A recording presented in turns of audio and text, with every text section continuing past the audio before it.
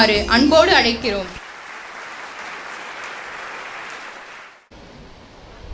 நம் அனைவரையும் வரவேற்று உரையாற்றி சிறப்பித்திருக்கிற முனைவர் M.K. மாலதி அவர்களே, வாழ்த்துரை வழங்கி இந்த விழாவை சிறப்பித்திருக்கிற நமது கல்லூரியின் செயலாளர் தாளாளர் பெருமதிப்பிற்குரிய கௌதம் வைட் அவர்களே, இவ்விழாவில் பங்கேற்று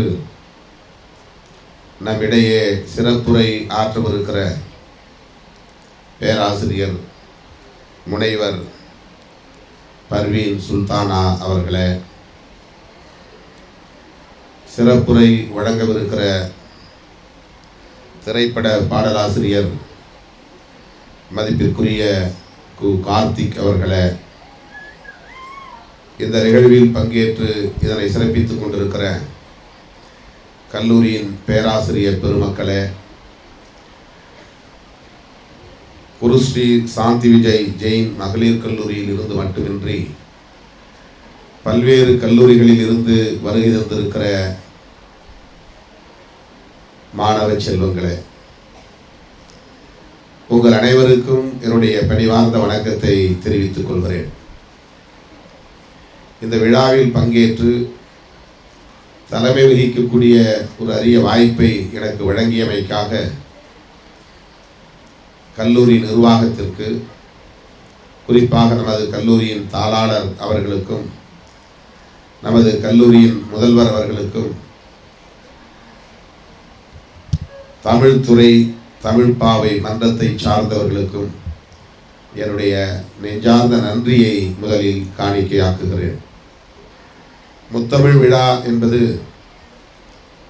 எல்லா கல்லூரிகளிலும் நடைபெறுகிற நிகழ்ச்சிதான் என்றாலும் ஜெயின் சமூகத்தை சார்ந்த ஒரு அறக்கட்டளை நடத்துகிற இந்த கல்லூரியில் தமிழுக்கு உரிய சிறப்பை அளிக்கக்கூடிய வகையில் பல கல்லூரிகளை சார்ந்த மாணவிகளை எல்லாம் அழைத்து ஏறத்தாழ 25 கல்லூரிகளுக்கு உரிய மாணவிகளை எல்லாம் அழைத்து ஒரே நேரத்தில் ஒரே அவையில் அமர வைத்து இப்படி விழா நடத்துவது என்பது போற்றுதலுக்குரியது. எனவே நான் முதலில் கல்லூரி நிர்வாகத்தை நெஞ்சார பாராட்டுகிறேன், வாழ்த்துகிறேன். தமிழ் மொழியின் சிறப்பை எடுத்துச் சொல்வதற்காக நாம் இங்கே கூடவில்லை. அது ஊரறிந்த உலகறிந்த ஒன்று. தமிழ் என்பது தமிழர்களுக்கான தாய்மொழி, ஒரு மூத்த மொழி, முதன்மொழி என்பதால் நாம் அந்த மொழியை எண்ணி பெருமைப்படுகிறோம் என்றால் பிற மொழிகளை நாம் குறைவாக மதிப்பிடுகிறோம் என்று பொருள் அல்ல. தமிழ் மொழி எப்படி நமக்கு சிறந்ததோ அப்படி ஒவ்வொரு மொழியும் அந்த மொழியை தாய்மொழியாக கொண்டவர்களுக்கு சிறப்பானது. அது இறைவன் அருளால் வந்தது என்றோ அல்லது எங்கிருந்தோ திடீரென்று முளைத்ததென்றோ நாம் கருதிவிட முடியாது. நாம் ஓடுகிற போது, ஆடுகிற போது, பேசுகிற போது, ஒரு வேலையை செய்கிற போது நம்மிடமிருந்து வெளிப்படுகிற ஓசைகள் தான் மொழிகளாகின்றன. ஒவ்வொரு சமூகத்திற்குமான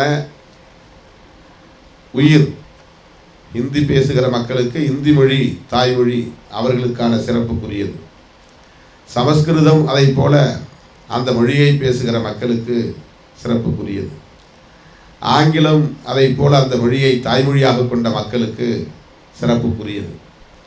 அப்படித்தான் நாமும் தமிழை நேசிக்கிறோம்.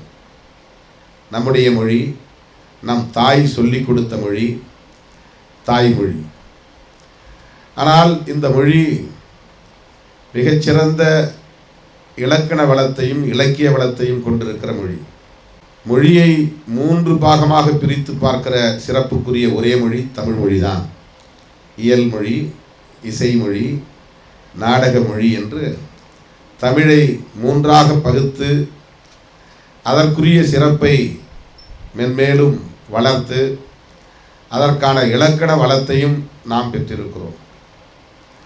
ஆகவே உலகின் மூத்த மொழி, முதன்மொழி என்ற பெருமைக்குரிய தமிழ் மொழியை நாம் போற்றுகிற வகையில் இந்த விழாவை இங்கே ஒருங்கிணைத்திருக்கிறோம்.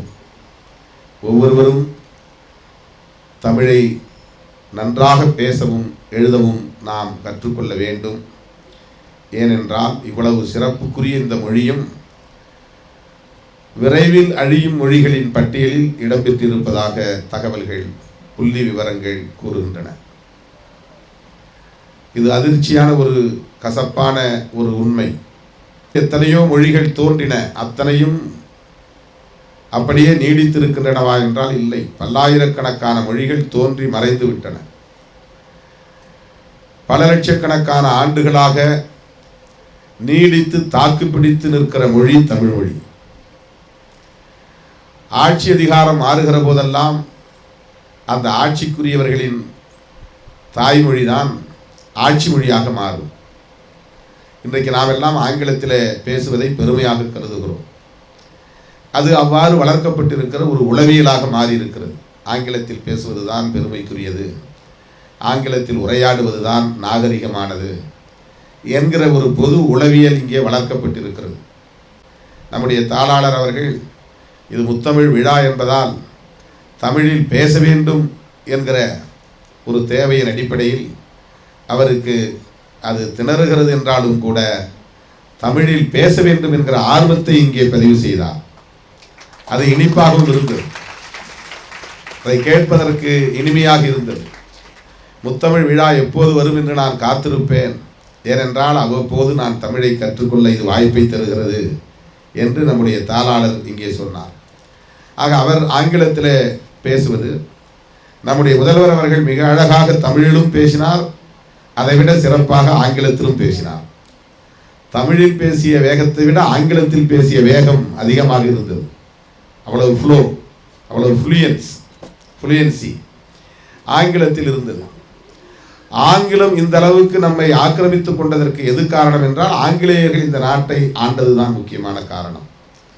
அவன் இங்கே வந்தபோது அவனுடைய எண்ணிக்கை மிகவும் சொற்பம், 100 குடும்பங்களுக்கும் குறைவாக இருந்த காலத்தில் அவர்கள் இங்கே தொழிலை தொடங்கிய போது நாம் லட்சக்கணக்கானோர் இருந்தோம். அப்போது இந்தியா முழுவதும் 30 கோடி மக்கள் வாழ்ந்தோம், வெவ்வேறு மொழிகளை பேசினோம். இந்தியாவிலே ஏறத்தாழ 3000 மொழிகள் பேசப்படுகின்றன. எல்லா மொழிகளுக்கும் ஸ்கிரிப்ட் கிடையாது, எழுத்து கிடையாது. ஆனால் இந்திய அரசு அங்கீகரித்திருக்கிற மொழிகள் தேசிய மொழிகளாக 21 மொழிகள். அதிலே பல மொழிகளுக்கு ஸ்கிரிப்ட் கிடையாது. வெள்ளைக்காரன் இங்கே வந்தபோது, தன்னுடைய தொழிலை தொடங்கிய போது, தமிழ்நாட்டையே எடுத்துக்கொள்வோம், லட்சக்கணக்கான மக்கள் நாம் இருந்தோம். அப்போது அவன், நீங்கள் பேசுகிற மொழியை நான் கற்றுக்கொண்டு என்னுடைய வியாபாரத்தை நடத்துகிறேன் என்று எண்ணவில்லை.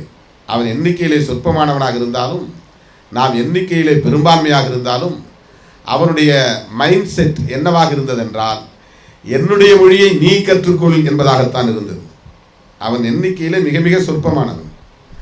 அதுதான் சாத்தியமாகவும் ஆனது. அவன் எண்ணிக்கையிலே சொற்பமானவனாக இருந்தான்.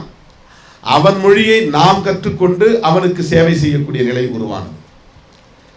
அவனுக்கு அலுவலகம் இயங்க வேண்டுமானால் ஆங்கிலம் தேவைப்பட்டது. ஆகவே ஆங்கிலத்தை நமக்கு கற்றுக் கொடுத்து ஆங்கிலத்தில் அவன் நிர்வாகத்தை நடத்தினான்.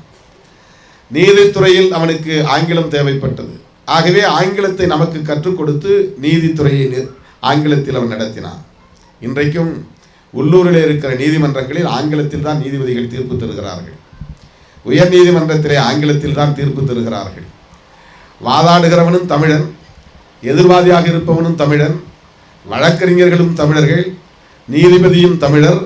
ஆனால் பேசுகிற மொழி ஆங்கிலமாக இருக்கிறது.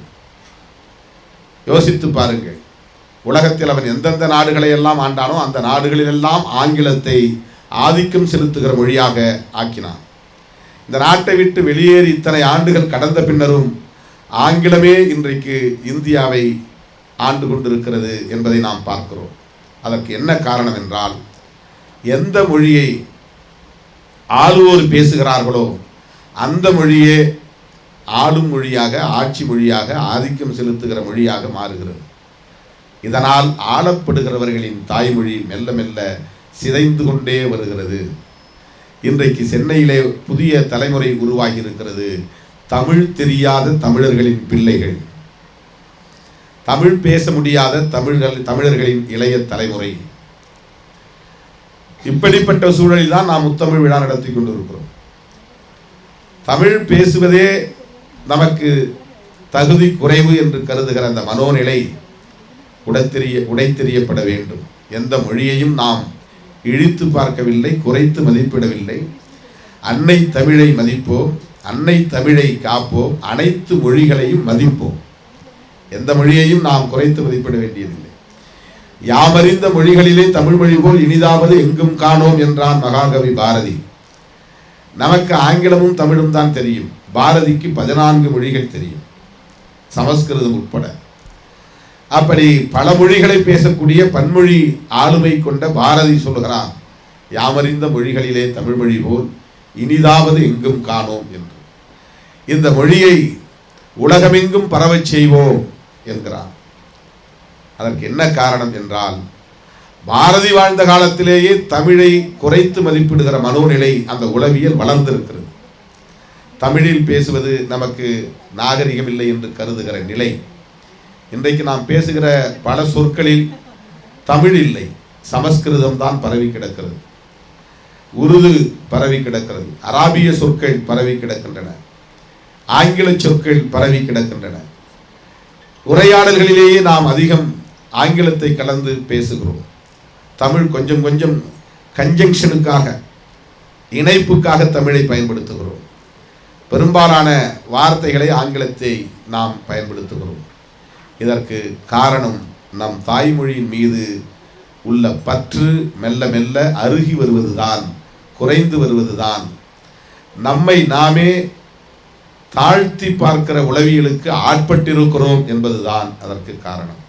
எனவே ஆங்கிலத்தில் எவ்வளவு வல்லமையாக நாம் பேசினாலும் கூட நமது தாய்மொழி தமிழை ஒருபோதும் குறைத்து மதிப்பிடக்கூடாது.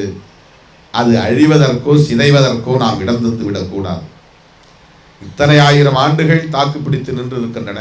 எத்தனையோ படையெடுப்புகள் இங்கே நிகழ்ந்திருக்கின்றன. எத்தனையோ ஆட்சி மாற்றங்கள் இங்கே நிகழ்ந்திருக்கின்றன. எத்தனையோ சொற்கள் இதிலே கலந்திருக்கின்றன. ஆனால் தமிழ் இன்னும் இங்கே உயிர்ப்போடு இருக்கிறது, வலுவோடு இருக்கிறது என்பதிலே யாருக்கும் மாற்று கருத்து இல்லை. தமிழிலிருந்து தான் தெலுங்கு உருவானது, தமிழிலிருந்து தான் மலையாளம் உருவானது, தமிழிலிருந்து தான் கன்னடம் உருவானது. சமஸ்கிருத கலப்பால் அது இன்னொரு மொழியாக திரிந்து போனது. இன்னும் மொழியியல் வல்லுநர்கள் என்ன சொல்லுகிறார்கள் என்றால், இந்தியா முழுவதும் ஒரு காலத்தில் தமிழ் பேசுகிறவர்கள் தான் வாழ்ந்தார்கள், தமிழர்களின் நிலப்பரப்பாகத்தான் இந்தியா இருந்தது என்று இன்றைக்கு தொல்லியல் வல்லுநர்கள் ஆய்வு செய்து கருத்து கூறுகிறார்கள். சிந்து சமவெளி நாகரிகம் கூட அது திராவிட நாகரிகம் என்று சொல்லுகிறோம். திராவிட நாகரிகம் என்பது வேறொன்றுமில்லை, அதுதான் தமிழர் நாகரிகம் என்று இப்போது ஆய்வறிஞர்கள் உறுதிப்படுத்துகிறார்கள். எத்தனையோ சொற்கள், எத்தனையோ ஊர் பெயர்கள், எத்தனையோ பொருட்களின் பெயர்கள் தமிழாய் இருந்து திரிந்து போயிருக்கிறது. ஆங்கிலத்திலே கூட ஏராளமான தமிழ் சொற்கள் கலந்திருக்கின்றன. ஆனால் அவையெல்லாம் வேறு ஓசையை, வேறு ஒலியை பெற்றிருக்கிறது. தமிழே கூட திருச்சி தமிழ் வேறு, கோவை தமிழ் வேறு, மதுரை தமிழ் வேறு, கன்னியாகுமரி தமிழ் வேறு, சென்னை தமிழ் வேறு. தமிழ்நாட்டுக்குள்ளே நாம் இருக்கிறோம். நிலப்பகுதி மாறுகிற போது ஓசை மாறுகிறது, ஒலி மாறுகிறது. ஆங்கிலத்தில் ஸ்லாங் என்று சொல்வார்கள். அந்த உச்சரிப்பு முறை மாறுகிறது. ஆகவே இன்னொரு மொழியோடு அது கலக்கிற போது அதனுடைய ஓசை, அதனுடைய ஒலி அளவு, அதனுடைய உச்சரிப்பு முறை மாறி வேறு சொல்லாகவே அது மாறி போய்விடுகிறது. அதனால் தமிழ் உலகின் மூத்த மொழி, முதன்மொழி என்ற பெருமைக்குரியதாக இருந்தாலும் கூட அது மெல்ல மெல்ல பிற மொழிகளின் ஆதிக்கத்தால், பிற மொழியின் கலாச்சாரத்தால் அழிந்துவிடும் என்கிற கவலை பாரதிக்கும் இருந்தது. அதற்கு முன்னர் இருந்த தலைவர்களுக்கும் இருந்தது.